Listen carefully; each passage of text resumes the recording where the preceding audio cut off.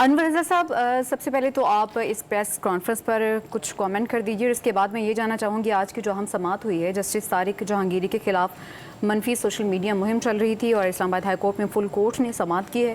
مختلف ججز کی جانب سے مختلف ریمارکس بھی سامنے آئے ہیں. جو قابل ذکر جو ریمارکس سامنے آئے ہیں ان میں یہ ہے جسٹس گل حسن اورنگ زیب نے کہا کہ حکومت کی خاموشی بتاتی ہے کہ وہ بھی اس مہم میں شامل ہیں.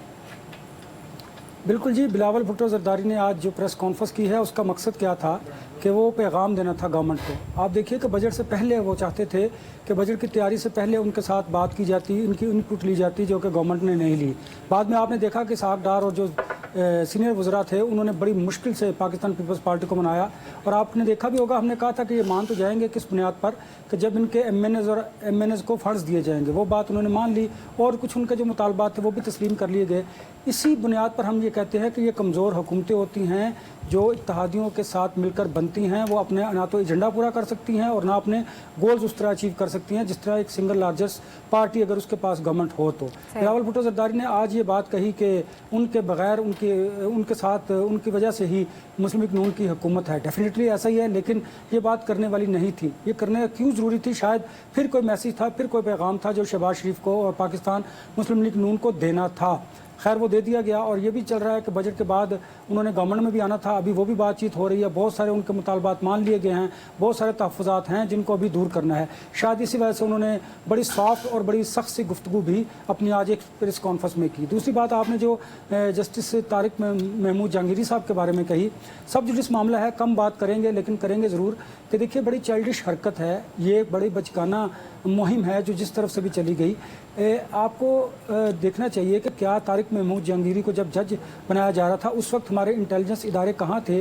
اگر وہ اتنی امپورٹنٹ جو پوسٹ ہے اس پر کسی جج کو تعینات کرنا چاہتے ہیں تو پھر اس کے بارے میں ان کو اس وقت نیٹی گریٹیز میں جانا چاہیے تھا. کیا اس وقت ہماری یہ انٹیلیجنس ادارے بے خبر تھے؟ انہیں نہیں معلوم تھا کہ یہ جعلی ڈگری ہے یا جو کچھ بھی ہے؟ انہیں دیکھنا چاہیے تھا. لہٰذا اب اس وقت اگر معاملہ آپ ایک لمحے کے لیے درست بھی سمجھ لیجئے تو مجھے بتائیں کیا یہ وقت تھا؟ اب جتنی بھی پبلک اوپینین ہے وہ اسٹیبلشمنٹ اور گورنمنٹ کے خلاف ہے کہ جب اور سب سے زیادہ امپورٹنٹ بات جو ہے جس کا بڑا بہتر طریقے سے پاکستان تحریک انصاف استعمال کرتی ہے سوشل میڈیا پر، وہاں پر جو کیمپین چل رہی ہے وہ یہ ہے کہ اسٹیبلشمنٹ اور گورنمنٹ چونکہ اپنی مرضی کے فیصلے چاہتی ہے اس لیے ججز پر دباؤ ڈال رہی ہے. یہ نامناسب بات ہے. یہ کیمپین نہیں ہونی چاہیے تھی. یہ کیوں ہوئی؟ یہ میں سمجھتا ہوں کہ جنہوں نے بھی یہ کیمپین لانچ کی ہے ان کی بچگانہ سوچ تھی، چائلڈش حرکت تھی اور اسی وجہ سے یہ سارا کچھ ہوا.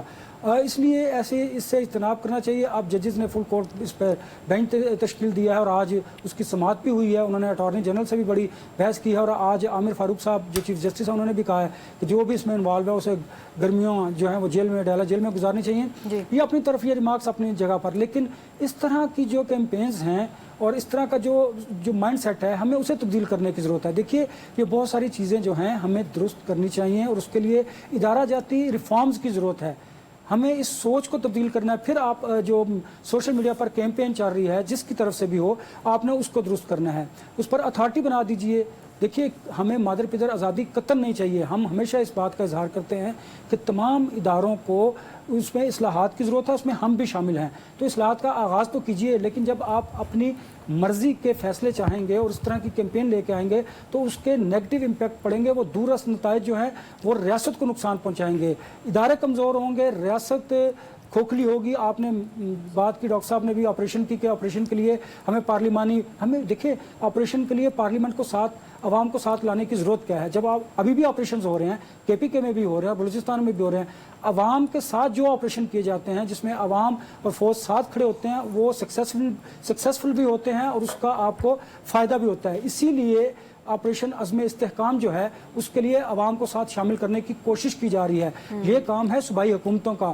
انہیں چاہیے کہ عوام کو یہ موبلائز کریں، بتائیں کہ یہ آپریشن کیوں ناگزیر ہے. پارلیمنٹ ہم نے کہا تھا کہ اے پی سی بلا لیجئے.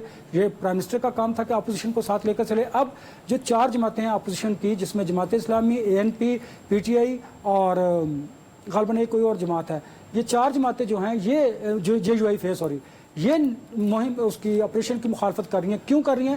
دیکھیے اپوزیشن کا یہ کام ہے، انہوں نے عوام کو اپنے ساتھ شامل کرنا ہے. اس لیے وہ کہہ رہے ہیں کہ آپریشن نہیں کرنا چاہیے اور وہ مہنگائی کی بھی بات کرتے ہیں. لہٰذا ریاست کو، حکومت کو یہ سوچنا ہوگا کہ وہ کس طرف جا رہے ہیں اور کیا کرنے جا رہے ہیں. اور ججز کے ساتھ جو یہ محاذ رائی کا سلسلہ شروع ہو گیا ہے इसके नताइज अच्छे नहीं होंगे। ठीक है रज़ी साहब, अभी अनवर रज़ा साहब ये कह रहे थे कि इस तरह की जो कैंपेन्स हैं वो इदारों से अपने मर्ज़ी के फ़ैसले करवाने के लिए करवाई जाती हैं, चलाई जाती हैं सोशल मीडिया पर। तो आपको नहीं लगता कि इस तरह की चीज़ें, जैसे कि आज उन्होंने कहा कि जो भी इस तरह की चीज़ें करेगा उसके खिलाफ ज़ाहिर सी बात है कार्रवाई तो होगी, चीफ जस्टिस आमिर फारूक की जानिब से कहा गया। आपने बहुत सैरिश, मुझे ज़रा एक बात कंप्लीट करने दीजिए ताकि रज़ी साहब उस पर कमेंट कर दे। मैंने ये कहा कि इस तरह की जो मुहिम होती है उससे ये पब्लिक ओपिनियन बनता है, ये परसेप्शन बनता है कि शायद अपनी मर्जी के फैसले करवाने के लिए इस तरह की कैंपेन की जाती है, लिहाजा ये तासुर जो है ये इदारों के लिए और रियासत के लिए नुकसानदेह है। बिल्कुल।